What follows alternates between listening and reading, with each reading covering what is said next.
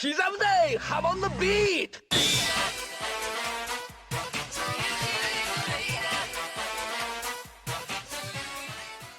Welcome back to another installment of Debunking Araki Forgot Extras, where I answer your questions about the JoJo series. I recently reached 300,000 subscribers, so I'd like to celebrate by starting to put out some more videos. And it's been quite a while since the last extras, so hopefully I've been able to put together a good list of topics. Our first topic comes from part 1. They ask how Zeppeli knew Jonathan's name in their first meeting. While it's not directly stated, Zeppeli's dialogue does give us an easy clue for how he would know this. When introducing himself to Jonathan, Zeppeli mentions having overheard Wang Chan talking about the fire at the Joestar Manor, and that he disappeared soon after. We know that the reason for that disappearance was Wang Chan finding the stone mask in the rubble and being converted by Dio.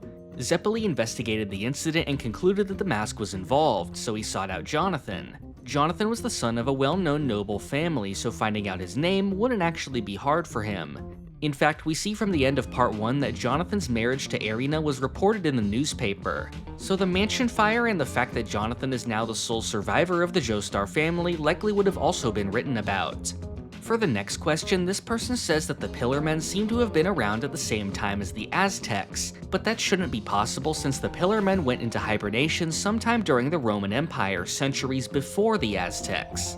This is a bit of a misunderstanding since it was never actually said that the Pillarmen interacted with the Aztecs. Pillarman society existed far in the past, but the only thing that was said about their interaction with humans was that humans worshipped and feared them as gods. The Aztecs in JoJo were not the same humans described back then. They simply discovered the stone masks that were left behind, which led to the fall of their society. The manga itself actually lists out the dates for this, so those two events are clearly meant to be separate.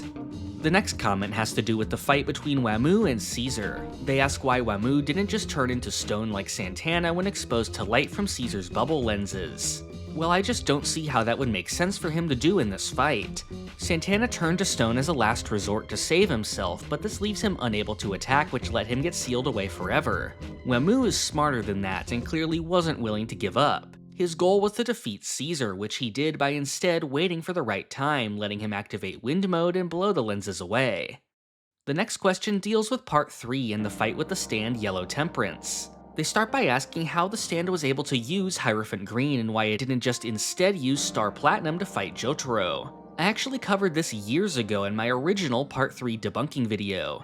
The answer is pretty self-explanatory since the whole point of Yellow Temperance is that it's a blob that can take the appearance of anything. So in this case, it took the shape of Hierophant Green to fit with the Kakuin disguise. Now you can see why the second part of the question doesn't make much sense. Yellow Temperance doesn't match the power of things it turns into, it just has their appearance. So while it could turn into Star Platinum, that wouldn't actually help it in any way since it wouldn't have Star Platinum's strength and speed. The better strategy, which Rubber Soul uses here, was to be wrapped in the stand since the blob itself is indestructible and can absorb attacks to digest the enemy. For our next one, we have a question related to Dio's flesh buds. They ask why it was necessary to use Star Platinum to remove the flesh buds when Joseph using Hamon on them could have simply destroyed them while inside the host. This is a question I've seen for quite a while now, but honestly it just completely slipped my mind as to whether I had already covered it. One of the reasons for that is that it's another one of those very common but very easily explained questions. Joseph specified that if the flesh bud was disturbed in some way, it would thrash around in the brain and kill the host. Using Hamon would destroy the flesh bud, but the bud would no doubt respond to that and endanger Kakuin, so the only thing that could safely remove the bud was Star Platinum's extreme precision. This next question deals with the runaway girl, also known as Anne. They ask how it was possible for Anne to get ahead of the others before the Wheel of Fortune fight. Well, if we look back at the series of events, this is actually very plausible. The last time we saw Anne before this was when she followed the Crusaders on their train to India. Once in India, the group were stuck for a bit fighting Whole Horse and Jay Guile, immediately followed by Empress. So in that time, Anne moved ahead and was able to meet them again near the border to Pakistan. This next person asks how Enya was able to know when stand users other than her son were killed. Obviously, with her son being connected to her through a psychic link, we saw that she shared injuries with him and determined that he was dead. But the same would not be true for the other stand users. This one has a couple explanations. First of all, we shouldn't forget that Enya is a fortune teller and can simply divine the answer. but they also still have a much more direct way of learning this. Dio was shown to be spying on the Crusaders with Jonathan's stand, so the things happening along their journey are just shown directly to them. For our next comment, we move on to the fight with Cameo, the user of the stand Judgment. They ask how Cameo knew what Polnareff's sister looked like to be able to make a copy of her. This is another pretty simple one since we can see that Polnareff actually shows him a picture of Sherry as he makes this wish. This next one deals with a line from Dio near the end of part 3. They point out how Dio says that when he was younger there were only horse-drawn carriages, but that this was contradicted by part 1 itself, which includes a scene of Speedwagon riding in a car. Now, I do have to give props for remembering this scene since this moment actually got cut out of the anime. But this is actually another very simple question to answer. The scene with the car in Phantom Blood takes place in 1888, which is a couple years after the first automobile was patented. However, Phantom Blood started before then when Jonathan and Dio were kids, which was in 1881. So like Dio says, when he was younger, there were no cars. And regardless of that, cars were still not widespread until sometime after Dio entered the coffin. In the last video, I went over the final fight with Dio and how Jotaro was able to kill him with a punch from Star Platinum. There I mentioned that Dio's leg had been weakened, which is why the strong punch was able to have such a big effect on his stand. I got some comments, however, pointing out that the actual reason for this was because the left side of Dio's body was weaker as he demonstrated for Whole Horse. However, this is not what happened here. As Dio said, Jonathan's body was rejecting him and he needed Joestar blood to gain control. But this was no longer a problem for Dio since we saw that he took Joseph's blood and became stronger. Another person says that this must be the reason for Dio's defeat and not the fact that Jotaro injured his leg, since Dio kicked with his left leg when Jotaro had only broken his right. This is untrue, since as we can see, Jotaro actually broke both of Dio's legs. If we look at the fight a bit deeper, this is all explained more clearly. After Jotaro broke Dio's legs, he said that he didn't want to kill Dio while he was helpless, and would wait for him to regenerate. But instead of waiting and having a fair fight with Jotaro, Dio tried to blind Jotaro with his blood. This is why when they clashed, Dio was weaker, since he was overconfident and didn't wait to be healed. Next is a question from part 4 related to Kira's introduction. This comment asks why when Kira was hiding from the group in the gym that he used a coat hanger to grab the sandwich bag instead of just using his stand. Now I feel like this is a pretty easy one to answer since using Killer Queen here would be a dead giveaway to a stand user. Now while Kira didn't know that the protagonists were stand users, he does know that other stand users exist, and wouldn't risk exposing his stand in such an obvious way. Whereas for the coat hanger, he was able to attempt to grab the bag while still remaining unseen. Our next one is about the scene where Yoshihiro Kira's picture is pinned to the wall. This comment says that Okuyasu only placed pins around 3 of the 4 sides of the photo. However, when we see the photo later, all of the sides have holes on it. This is another really simple one. If we take a closer look at the scene, we can see that the photo was actually folded in half when the pins were placed in it. So when unfolded, the pins will actually be on the borders around all the sides. Next is a question about the stand Cheap Trick. They ask why Cheap Trick was trying to help Kira when he seemingly wouldn't know them. And if he did know them, Rohan should have been able to read about it with Heaven's Door. Now this one is a bit tricky since we have to deal with the difference between Cheap Trick and its user. The user of Cheap Trick, Masazo Kinoto, isn't aware that he has a stand, and we see that Cheap Trick itself acts on his own. Cheap Trick follows Yoshihiro's instructions just like any of the other stand users awakened with the arrow, but the user itself was unaware of this. So this is why Cheap Trick wanted Rohan to destroy the photos of Kira. The question also asked why Rohan didn't read about this, but since Kinoto is separate from his stand, his book said nothing about it, only that he had an unconscious fear of people seeing his back. And for the stand itself, Rohan was incapable of reading it, since while Cheap Trick was on him, trying to use Heaven's Door on it would also affect himself. Next is a question about the Thus Spoke Shibe Rohan chapter, Hot Summer Martha. They say that the chapter was too confusing, with Rohan entering a relationship with a fan in an alternate timeline despite that being against his character. And then once he returns to his timeline, he doesn't even seem to go back to the right time. These aren't really contradictory at all, of course, and everything makes sense if we take a closer look at the chapter. For starters, there is no other timeline at work.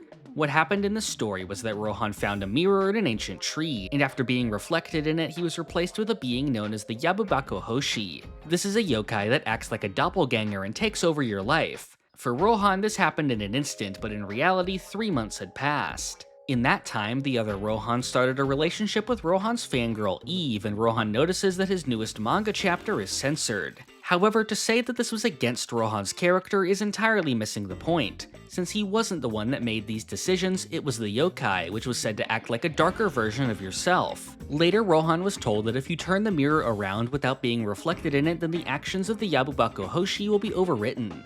At the end of the chapter, Rohan is able to accomplish this using Heaven's Door and Eve, so Rohan was never sent to another time. At the end, all time has still passed. He simply cancelled out the actions of his doppelganger. The comment seems confused about the ending as well, since the changes to Rohan's work are still in place. However, this was the entire point and the chapter's final twist, that his editor Izumi was actually the one to change it and not his doppelganger, which is why it remains the same.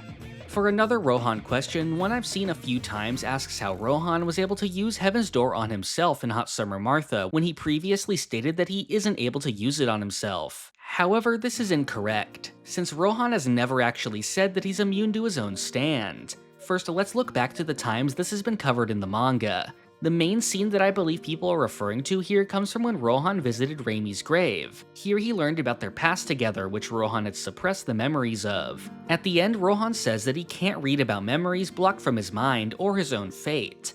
I have seen people try to take this to mean that Rohan can't use the stand on himself, but this isn't exactly what is being said here. I'm pretty sure he's actually talking about when he used his stand on Reimi. Since Rohan had suppressed the memories of their past, his stand was not able to make those words appear in Reimi's book, which is why Rohan just thought she was a normal girl. On the other hand, it could still be interpreted that Rohan is talking about his own book here, since he mentions that he can't read his own fate. But that still doesn't rule out being able to read himself at all, just that what he reads would be limited just like it is for everybody else. The other example comes in the fight with Cheap Trick. Rohan tries to use Heaven's Door on the stand to remove it, but because Cheap Trick was inhabiting him, it caused him to be affected by his own ability. Here, Cheap Trick says he's a manifestation of Rohan's psychic energy, which means he's attacking himself with his stand, and his stand doesn't work on himself. This is a more direct quote to use against the idea of Rohan being able to manipulate his own book. However, I believe this is a mistranslation. First of all, it doesn't make much sense for Cheap Trick to say Rohan's ability doesn't work on himself when we see that Rohan does in fact turn into a book. If we take a look at the official English release of the manga, Cheap Trick instead says, "You're attacking yourself with your own stand and it's not working out for you, wouldn't you say?" So rather than Cheap Trick saying that Rohan's stand doesn't work on himself, he's actually saying that Rohan's attack isn't working because whatever he tries to do to Cheap Trick will also happen to himself.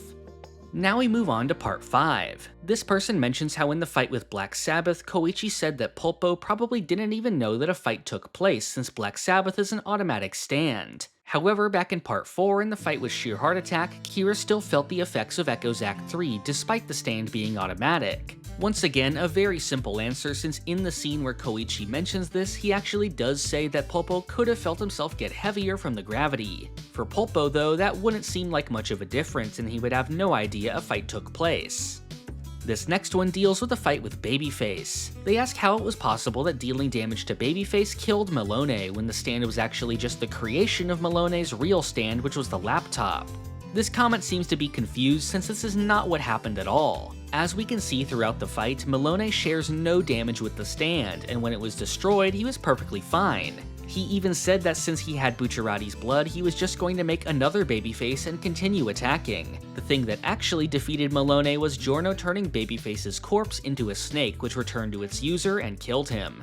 Next is a comment asking how Diavolo survived the fight with Risotto since he never got back his iron after it was taken from him. Again, a very simple answer since this was directly explained. Diavolo replaced his lost iron by taking the blood of the things around him, which he did by eating a frog and then by taking the blood of one of the nearby children. Then we have a couple questions about an apparent contradiction in the origin of the stand arrows. First, they say that in part 4 it was said that the stand arrow was made from a meteorite that crashed into Earth, but that in part 5 the story was changed and no longer mentions the meteorite. Now, I'm not sure what this guy is talking about since, as I'm sure most of you watching already know, this is not true. The stand meteor was not mentioned whatsoever in part 4, and the origin of the stand arrow was left as a total mystery, other than the fact that Enya and Dio had possessed them. It isn't until part 5 that the stand meteor was mentioned to begin with, and obviously the origin did not change at all after that point. Their next question deals with the amount of stand arrows. They say that at first there only seemed to be a few arrows, but that later parts introduce more without any explanation. Now, we already know this guy doesn't have a particularly good memory when it comes to the stand arrows, so it isn't a surprise that this is also wrong. I don't really see how more arrows appeared without an explanation when the part that introduced more arrows is the one that gave them an origin to begin with. Not only that, but the backstory we got shows that Diavolo discovered 6 arrows in Egypt. Not only is that enough to account for every arrow we see in the series, it actually leaves one extra, so there was never any confusion as to how arrows appear later on. For another stand arrow question, this one asks how the stand Anubis could be 500 years old when the stand Meteor landed less than 500 years ago. This is also not true. In Part 5, Polnareff explains that the stand meteor fell tens of thousands of years ago. When exactly the arrows were made from the meteor is what we don't know. Polnareff first states that it was hundreds of years ago, but goes on to say that we don't know how long it was. I think it's safe to say that they were probably made a long time ago by a more primitive society. Remember that the arrows resurfaced in the modern world when Diavolo discovered them in Egypt in 1986. Meaning that sometime after the arrows were made from the meteorite in Greenland, they then made their way all the way down to Egypt and ended up in an ancient ruin. I think that process would no doubt take a very long time and definitely places the creation of the arrows back in ancient times. So Anubis existing isn't a problem here whatsoever.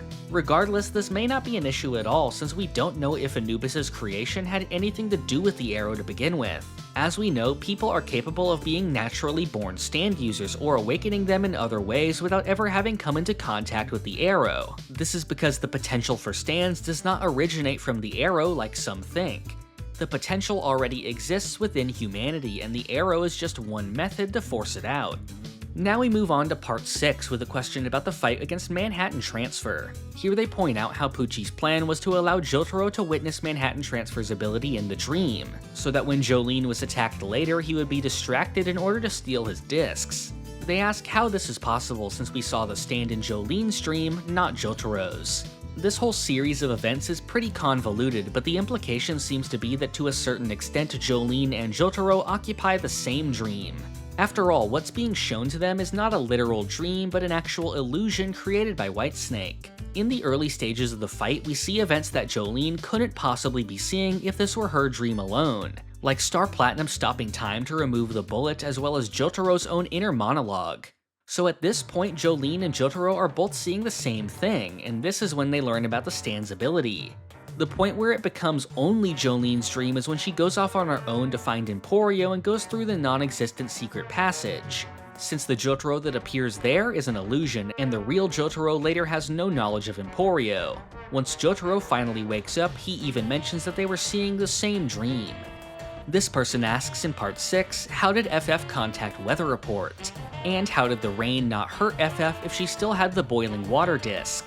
Now for the first question, I simply have no idea what there is to be confused about. When Pucci went to retrieve the disc, we saw very clearly that FF had used one of the guards' radios hidden inside their body to contact weather. As for the boiling water stand, that happened when Pucci inserted the disc into a piece of FF that was closer to him. However, that piece and most of FF's body melted away, so they no longer have that stand by the time the rain starts.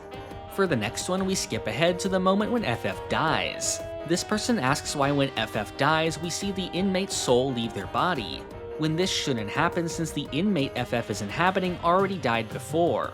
Now, I don't really understand the question here since other than visually looking like the body FF uses, this soul has no connection whatsoever to the inmate Atro who died back during FF's introduction. After all, this soul is clearly speaking as FF and is clearly FF's soul. I guess their real question would be why FF's soul looks like the body and not perhaps like the stand form of Foo Fighters. However, this was directly addressed in the scene. FF is a colony of plankton and arguably shouldn't even have a soul to begin with. But by gaining an intellect from the disc and living in one body, FF formed their own spirit. As FF says, even if Jolene were to get the Foo Fighters disc and recreate them, it would just be a different Foo Fighters, since the soul we're seeing here is the spirit of a unique individual. FF chose this body as their own, so their soul appears as the idealized version of themselves rather than the stand form they were before that point. Next is a topic I've actually gone over before all the way back in my Part 6 debunking video. However, that was so long ago and I feel like many of my old arguments don't hold water. This one is related to the scene of Pucci first meeting Dio in the church when Dio heals Pucci's deformed foot. Back then I argued that Dio healed this much like he had healed the wound of Vanilla Ice in part 3 by using his blood. However, as many people have pointed out, this doesn't really make sense since Vanilla Ice was revived as a vampire after this while Pucci is still human. Beyond that, I also just don't see how this would work since I'm not sure Pucci's foot would even count as an injury to be healed in this way. But I do think there's a much better explanation here, which has to do with the powers we've seen vampiric beings use in the series. Vampires, as well as zombies and pillarmen, seem to have varying levels of control over flesh. What I mean by that is that they seem to be able to manipulate other people's bodies in ways that otherwise wouldn't be possible. For example, when Dio first encountered a vampire, it was able to very easily stick its hands into his neck and suck out his blood. But after this, there didn't seem to be any wound left behind, so it seems like vampires are sort of able to merge with the bodies of their victims. Similarly, the zombie Jack the Ripper was able to hide his body inside of a horse while the horse's body somehow remained mostly intact. The Pillarmen also had a similar power, although theirs was clearly more potent, where Santana could merge flesh with his own and inhabit other people's bodies while managing to even keep them alive during this process. Wamu was able to merge together the hands of the Nazi soldiers before draining their life force all at once. This mastery over flesh may also be the method that Dio used to graft together the body parts of animals and humans, which he was shown doing in part 1, and the power he ultimately used to attach his own head to Jonathan's body.